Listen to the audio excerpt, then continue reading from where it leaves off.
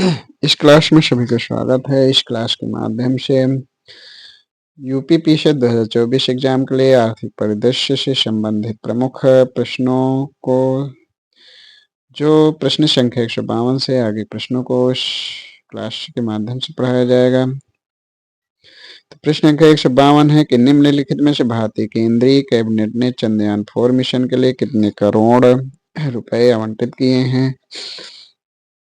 तो भारतीय केंद्रीय कैबिनेट ने चंद्रयान-4 के लिए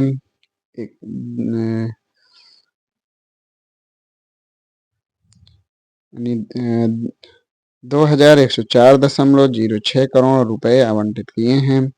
खाद्य प्रसंस्करण उद्योग मंत्रालय के द्वारा 22 सितंबर तक तीसरे संस्करण वर्ल्ड फूड इंडिया 2024 का आयोजन कहाँ किया गया है। तो तीसरे संस्करण वर्ल्ड फूड इंडिया 2024 का आयोजन नई दिल्ली में किया गया है। निम्नलिखित में से वाणिज्य उद्योग मंत्रालय नियम OC&I ने भारत के स्टार्टअप इकोसिस्टम को बढ़ावा देने के लिए नई दिल्ली में Bharat startup knowledge access registry Bhaskar rising sun portal किसने लॉन्च किया है। तो यह पोर्टल पीयूष गोयल ने लॉन्च किया है।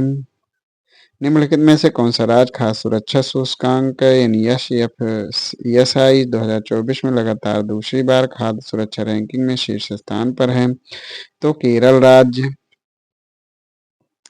निम्नलिखित में से ऑस्ट्रेलियाई थिंक टैंक लोबी इंस्टीट्यूट द्वारा हाल ही में जारी एशिया पावर इंडेक्स में भारत की रैंक तीसरी है।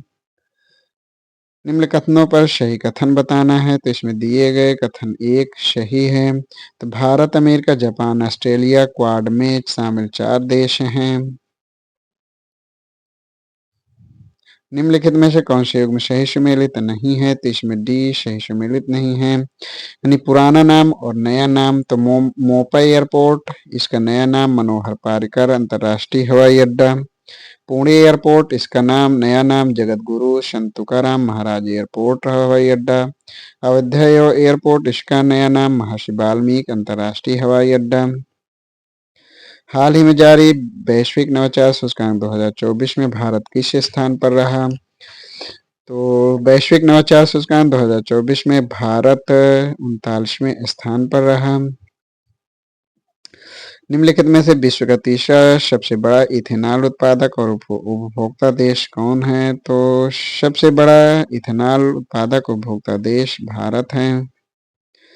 ऑस्ट्रेलियाई थिंक टैंक लोबी इंस्टीट्यूट द्वारा जारी एशिया पावर इंडेक्स में निम्नलिखित देशों की रैंक का सही अवरोही क्रम।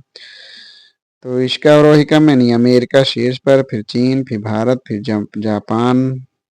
अमेरिका, चीन, भारत, जापान। हाल ही में ADB यानी एशियन डेवलपमेंट बैंक ने FY 2024 वित्तीय वर्ष 2024 में भारत की वृद्धि दर कितने प्रतिशत रहने का अनुमान लगाया है। तो 7% रहने का अनुमान लगाया है। निम्नलिखित भारत के संदर्भ में निम्नलिखित कथनों पर कौन सा कथन सही है। तो इसमें दिए गए दोनों कथन सही हैं। यानी चीन, स्विट्जरलैंड और जापान के बाद भारत $700 अरब से अधिक के विदेशी मुद्रा भंडार वाला दुनिया का चौथा देश बन गया। साल 2024 में अभी तक भारत का विदेशी मुद्रा भंडार $87.6 बिलियन बढ़ गया है। निम्नलिखित में से कौन से युग्म सही सम्मिलित नहीं यानी सूचकांक और भारत के स्थान। तो इसमें दिए गए यानी डी ये सही नहीं है। रूल ऑफ द इनला इंडेक्स 2024, इसमें भारत का स्थान 79। आर्थिक स्वतंत्रता सूचकांक 2024, इसमें भारत के स्थान 84। जेंडर गैप इंडेक्स 2024 में भारत का स्थान 129। अगस्त 2024 में किस बैंक द्वारा दृष्टिबाधित ग्राहकों के लिए अंतः ब्रेल डेबिट कार्ड लॉन्च किया गया। तो पंजाब नेशनल बैंक द्वारा। आर्थिक सर्वेक्षण 2023-24 के संदर्भ में इसमें सही कथन बताना है। तो इसमें दिए गए दोनों कथन सही हैं। यानी आर्थिक समीक्षा में वार्षिक GDP वृद्धि दर वित्त वर्ष 2024-25 में 6.5 से 7% रहने का अनुमान लगाया गया है। वित्त वर्ष 2023-24 में भारत की वास्तविक GDP वृद्धि 8.2% रही, जिसमें 9.5% औद्योगिक विकास दर का व्यापक योगदान रहा। वर्तमान मूल्यों पर समग्र जीबीए में कृषि उद्योग और सेवा क्षेत्र की हिस्सेदारी वित्त वर्ष 2024 में क्रमशः क्या थी? तो इसमें सही सुमेलित, इसमें कौन सा भी सही सुमेलित नहीं है, तो इसमें 1, 2, 3 सही है जबकि चौथा गलत है। यानी कृषि की हिस्सेदारी 17.7%, उद्योग की हिस्सेदारी 27.6%, सेवा क्षेत्र की भागीदारी तो 54.7%। आर्थिक सर्वेक्षण 2023-24 के संदर्भ में निम्नलिखित कथनों पर विचार करिए। तो इसमें दिए गए दोनों कथन सही हैं। तो भारत का फार्मास्यूटिकल बाजार, जिसका वर्तमान मूल्य 50 बिलियन अमेरिकी डॉलर है, अपनी मात्रा के अनुसार दुनिया का तीसरा सबसे बड़ा बाजार है। भारत दुनिया का सबसे बड़ा कपड़ा विनिर्माता है और शीर्ष 5 निर्यातक देशों में एक है। वित्तीय वर्ष 2023-24 में भारत को सर्वाधिक एफडीआई किस देश से प्राप्त हुई?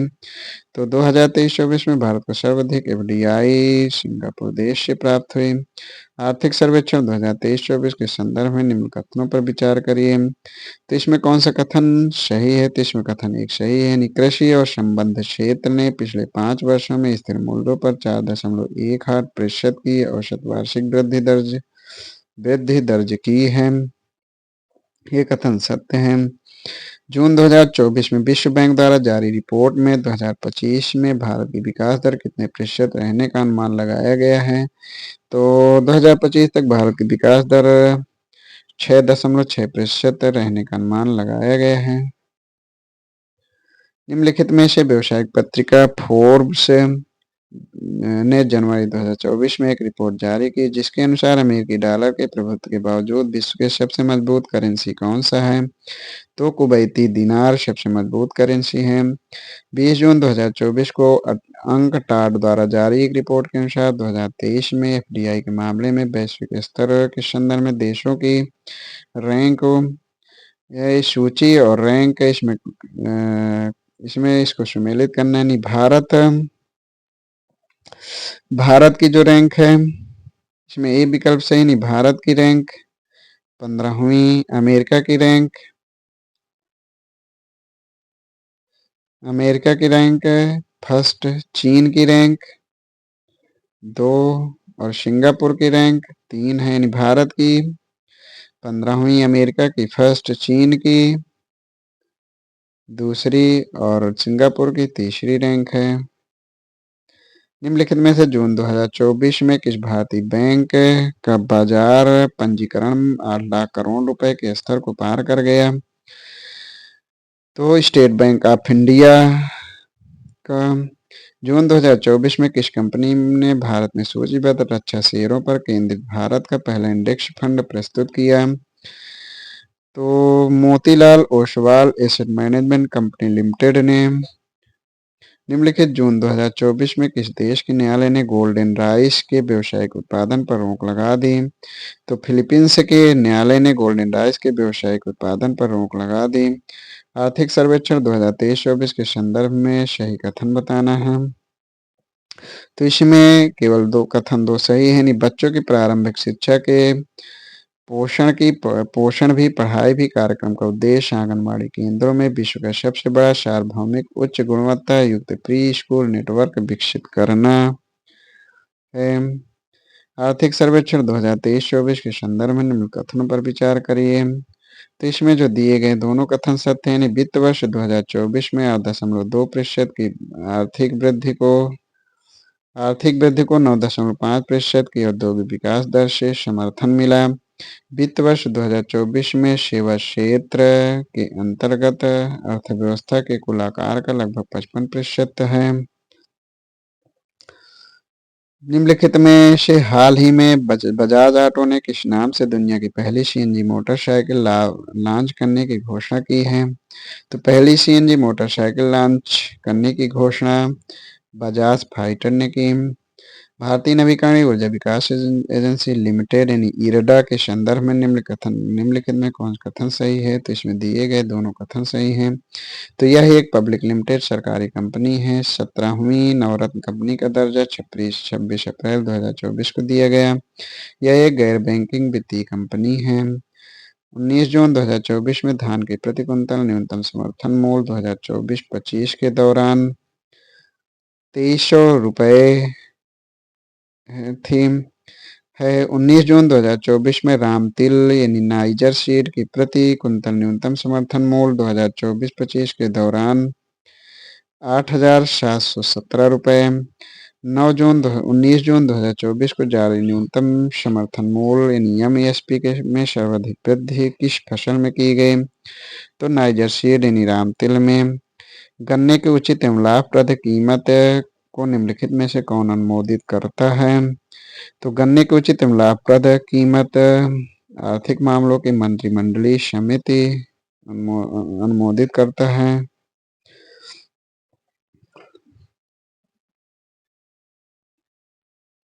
न्यूनतम समर्थन मूल्य के संदर्भ में निम्न कथनों पर कौन सा कथन सही है? तो इसमें 1 और 2 कथन सही है जबकि 3 गलत है। यानी यह किसानों की पैदावार के लिए न्यूनतम निश्चित मूल्य सुनिश्चित करती है। यह खाद्य सुरक्षा मिशन में सहायता प्रदान करती है। उद्योग व्यापार जगत के अर्स्ट एंड यंग पुरस्कार 2023 के संदर्भ में सही कथन बताना है। तो इसमें दिए गए तीनों कथन सही है। तो चोलामंडलम फाइनेंस के चेयरमैन बिल्लायन सुब्बैया को एंटरप्रेन्योर ऑफ द ईयर का पुरस्कार मिला। टीवीएस मोटर कंपनी के चेयरमैन बेड़ू श्रीनिवासन को लाइफ टाइम अचीवमेंट का पुरस्कार मिला। टाटा सन्स के चेयरमैन नटराजन चंद्रशेखरन को आउटस्टैंडिंग लीडरशिप के लिए स्पेशल ज्यूरी अवार्ड मिला। पीएम सूर्य घर मुक्त बिजली योजना के तहत छत पर सौर ऊर्जा की स्थापित क्षमता वाले राज्यों का सही और वही क्रम है। तो गुजरात, फिर इसके पश्चात महाराष्ट्र और राजस्थान, यानी गुजरात, महाराष्ट्र, राजस्थान। निम्नलिखित में से पीएम सूर्य घर मुक्त बिजली योजना के तहत छत पर सौर ऊर्जा की स्थापित क्षमता में कौन सा राज्य देश में अग्रणी है? तो गुजरात राज्य देश में अग्रणी है। इसमें कंपनी और चेयरमैन, तो चोलमंडलम फाइनेंस इसमें सही सम्मिलित करना है। तो ये सही है। चोलमंडलम फाइनेंस के बिल्लायन सुब्बैया, टीवीएस मोटर के तो बेड़ू श्रीनिवासन, टाटा सन्स के नटराज चंद्रशेखरन, महिंद्रा एंड महिंद्रा श्री आनंद महिंद्रा। इस प्रकार 190 क्वेश्चन। इसमें है विश्व के प्रमुख खनिज उत्पादन और भंडारण में अग्रणी देश। तो खनिज लौह अयस्क के उत्पादन भंडारण में ऑस्ट्रेलिया अग्रणी, उत्पादन में भी ऑस्ट्रेलिया। बक्साइट में गिनी जबकि उत्पादन में ऑस्ट्रेलिया। कोयला के भंडारण में अमेरिका अग्रणी है जबकि उत्पादन में चीन। तांबा के अयस्क में चिली अग्रणी, भंडारण में चिली, उत्पादन में भी चिली। मैग्नीज के उत्पादन में दक्षिण अफ्रीका अग्रणी और उत्पादन में भी दक्षिण अफ्रीका। कच्चा तेल के उत्पादन में भंडारण में वेनेजुएला, फिर सऊदी अरब, फिर ईरान। उत्पादन में अमेरिका, सऊदी अरब और रूस। प्राकृतिक गैस के उत्पादन में रूस अग्रणी जबकि उत्पादन में अमेरिका। स्टील व एल्युमिनियम के उत्पादन में चीन और दूसरे नंबर पर भारत। सोना के उत्पादन भंडारण में ऑस्ट्रेलिया, रूस, दक्षिण अफ्रीका जबकि उत्पादन में चीन, रूस, ऑस्ट्रेलिया। चांदी के भंडारण में पेरू, ऑस्ट्रेलिया, चीन जबकि उत्पादन में मैक्सिको, चीन और पेरू। हीरा के भंडारण में रूस अग्रणी है और उत्पादन में भी रूस। सीमेंट के उत्पादन में रूस अग्रणी, चीन अग्रणी है, पहले नंबर पर चीन, दूसरे पे भारत। और उत्पादन में पहले नंबर पे चीन, दूसरे नंबर पे भारत। टिन के उत्पादन में चीन अग्रणी है। थोरियम के उत्पादन में भंडारण में भारत अग्रणी है। बाइराइट के उत्पादन में भारत अग्रणी है। आर्थिक समीक्षा 2023-24। तो 2023-24 में जीडीपी वृद्धि दर 8.2%। इस बार की आर्थिक समीक्षा में कुल 13 अध्याय हैं। समग्र जीबीए में हिस्सा कृषि क्षेत्र का 17.7%, उद्योग क्षेत्र का 27.6%, सेवा क्षेत्र का 54.7%, चालू खाता घाटा रहा जीडीपी का 0.7%। प्रोजेक्ट नेक्सस आरबीआई इसमें शामिल है। इसका उद्देश्य 4 आसियान देशों यानी मलेशिया, फिलीपींस, सिंगापुर और थाईलैंड और भारत के फास्ट पेमेंट सिस्टम को 2026 तक जोड़ना। भारत आटा यानी ₹27.5 किलोग्राम प्रति किलोग्राम। भारत चावल ₹19 प्रति किलोग्राम। फुट बियर उत्पाद में चीन के बाद भारत का दूसरे स्थान। भारत 9वां सबसे बड़ा निर्यातक। भारतीय फार्मा उत्पादन में 30% अधिक योगदान तेलंगाना का। विश्व बैंक के अनुसार शीर्ष प्रेषण रेमिटेंस प्राप्त करता देश भारत। 35 वर्ष से कम आयु की 35 वर्ष से कम की आयु आबादी का 65%। ऊर्जा के स्रोत यानी कोयला 210.97, सौर ऊर्जा 82.64, बड़ी हाइड्रोजल 46.93 GW और पवन 46.16 और गैस 24.82। 2023-24 में राष्ट्रीय स्तर पर जन्म समय लिंगानुपात 930। यूरिया गोल्ड सल्फर की कमी को दूर करने के लिए। कपड़ा निर्माता भारत दुनिया का सबसे बड़ा कपड़ा निर्माता है। भारत में दुनिया का सबसे बड़ा रेलवे नेटवर्क है। रेलवे नेटवर्क में चौथा स्थान। पवन ऊर्जा स्थापित क्षमता में भारत का स्थान चौथा है। वित्त वर्ष 2024 में उर्वरक एवं खाद सब्सिडी में क्रमशः कितने प्रतिशत कमी हुई? तो 24.6 व 22.4%। भारत के शेयर बाजार पूंजीकरण जीडीपी अनुपात में वैश्विक स्तर पर कौन सा स्थान है? तो 5वां स्थान। विश्व बैंक के लॉजिस्टिक परफॉर्मेंस इंडेक्स 2023 में भारत की रैंक 38वीं। जीडीपी में एमएसएमई का योगदान 30%। टोल प्लाजा पर प्रतीक्षा समय घटाकर किया गया 14 सेकंड। भारत मछली उत्पादन में स्थान है तीसरा। सबसे बड़ा दुग्ध उत्पादन देश है भारत। केंद्रीय बजट 2023-24 तो बजट प्रस्तुत 23 जुलाई 2024 को वित्त मंत्री निर्मला सीतारमण द्वारा। बजट का आकार 48.21 लाख करोड़। निर्मला सीतारमण द्वारा लगातार 7वां बजट यानी 6 पूर्ण और 1 अंतरिम। इससे पूर्व सीडी देशमुख के ही लगातार 7 बजट 6 पूर्ण और 1 अंतरिम प्रस्तुत किए थे। भारत में प्रस्तुत विभिन्न प्रकार के घाटे राजकोषीय घाटा 4.9%, राजस्व घाटा 1.8%, प्रभावी राजस्व घाटा 0.6%, प्राथमिक घाटा 1.4%। बजट में आय के प्रमुख स्रोत हैं उधार एवं अन्य देयताएं 27%, जीएसटी 18%, निगम कर 17%। बजट में व्यय के प्रमुख स्रोत हैं करों एवं शुल्कों में राज्यों के हिस्सा 21%, ब्याज अदायगी 19%, केंद्रीय क्षेत्र की योजनाएं 16%, रक्षा 8%, पेंशन में 4%, अन्य व्यय 9%। इस प्रकार आज आर्थिक समस्या से संबंधित आर्थिक प्रदेश संबंधित संपूर्ण प्रश्न पढ़ाए गए। धन्यवाद।